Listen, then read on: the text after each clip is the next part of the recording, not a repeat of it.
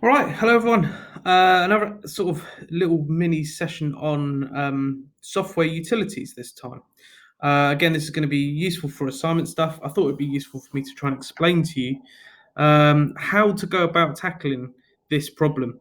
So we're looking at comparing software utilities. You will have done a bit of work already on defining some different software utilities and kind of explaining what they do. But let's look this time instead at comparing some of those. Okay, so these are the types of things that I want you to think about when you're comparing your software utilities and kind of talking about their benefits, their drawbacks. That's what you're talking about when you're comparing them. So you need to think about things like security. Does your software utility increase security? Things like a firewall might be really good for security. It might add a load of extra options to your computer to help you block network traffic.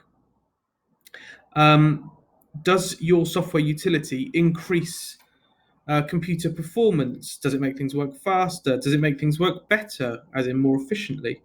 Does it optimize the hardware you already have and make it do better, make it work harder for you? Bear in mind that some of these software utilities are really good at making your computer work faster and more safely and all that kind of stuff. But quite often they'll take resource as well. For example, if you're running an antivirus and the antivirus is running all the time in the background, scanning all the files and all the changes on your computer that you make, you might find that your RAM usage goes up. You might not have enough RAM to work the computer as effectively as before because that antivirus is taking up a bit of RAM. So you have to kind of outweigh the pros and the cons with running these software utilities.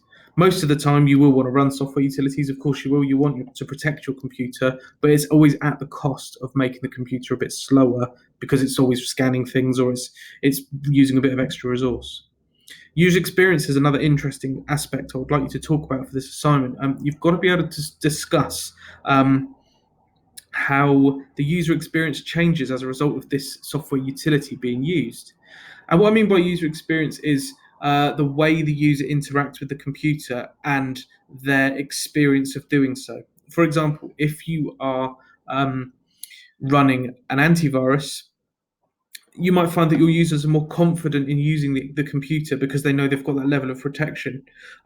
If the antivirus deletes a load of viruses and clears a load of stuff up, or disk cleanup clears a load of stuff up and speeds up the computer, then the user experience is going to change for the positive. It's going to be better. They're going to have a better time using the computer.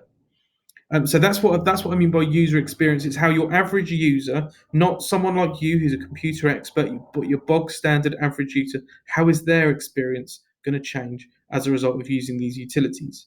Some of them might be good, some of them might be bad, but the experience will change somewhat. So you need to be able to discuss that.